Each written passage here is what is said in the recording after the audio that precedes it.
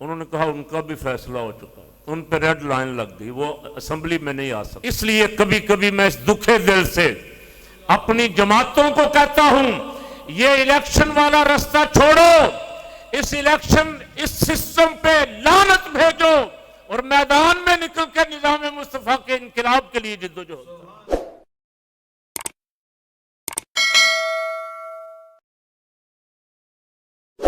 बदकिस्मती हमारी कि हमने ऐसे अजीम शान लीडर को नहीं माना। चोरों के पीछे भागते रहे, स्मगलरों के पीछे भागते रहे, डाकुओं के पीछे भागते रहे, मुल्क बर्बाद करने वालों के पीछे भागते रहे, कौमियत का नारा लगाने वालों के पीछे लग गए। मौलाना शाह नूरानी ने समझौता नहीं किया। मौलाना से भी कहा गया कि हम आपको कराची का बादशाह बना देते, आप हमारी सरपरस्ती फरमाएं। उन्होंने फरमाया कि तुम मुस्लिम कौमियत को तस्लीम कर लो, ये मुहाजिर कौमियत का नारा छोड़ो, हजूर के उम्मती बन जाओ, मुझे बादशाहत और ताज की कोई जरूरत नहीं है, मैं तुम्हारे साथ कारकुन बन के काम करूंगा। ना अपनी सीट की परवाह की, ना जो कराची में अल्लाह ने उनको अरूज दिया था उसकी परवाह की कि सारा शहर एक मंसूबे के तहत।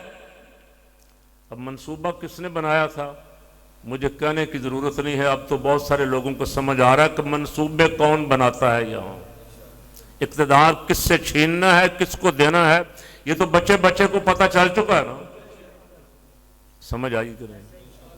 हमारा रास्ता भी उन्होंने रोका। अगर 77 का इलेक्शन होने दिया जाता, मार्शल्लाह ना होता, तो अल्लाह की इज्जत की कसम पाकिस्तान में आज कुरान का निजाम नाफिज होता।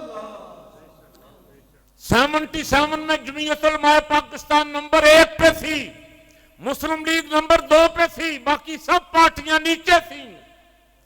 लेकिन रास्ता रोकना था।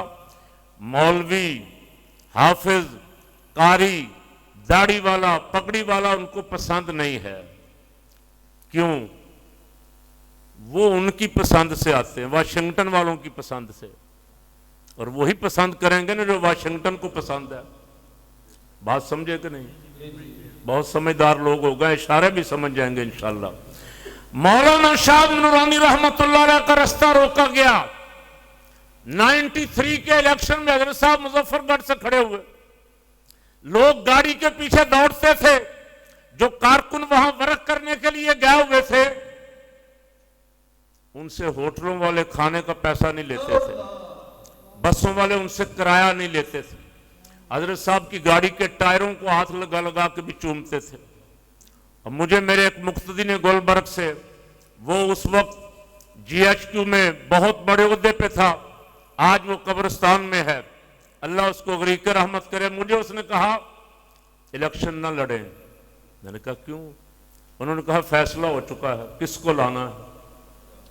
मैंने कहा इलेक्शन से पहले फैसला हो चुका, वोट पड़े नहीं, अभी पोलिंग स्टेशन कायम नहीं हुए, गिनती नहीं हुई, आप कह रहे हैं फैसला हो गया।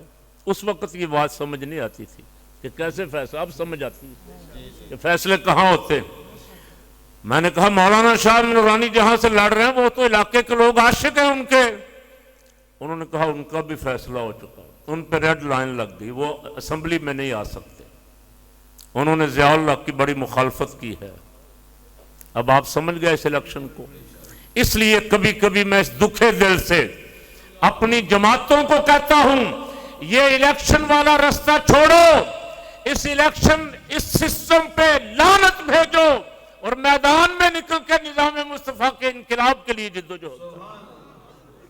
इलेक्शन के जरिए हम नहीं आ सकते, किसी को गुस्सा लगे या ना लगे।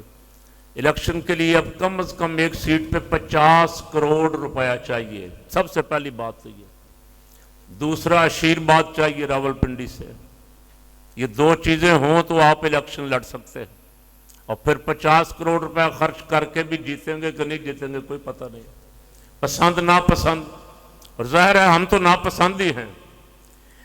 हम यहां इस्टेब्लिशमेंट के भी नापसंदीदा, हम वाशिंगटन के भी नापसंदीदा, यूरोप और बरतानिया, इंडिया और इसराइल के भी नापसंदीदा, लेकिन हुफाज़े कुरान उलमाए किराम आपको मुबारक हो।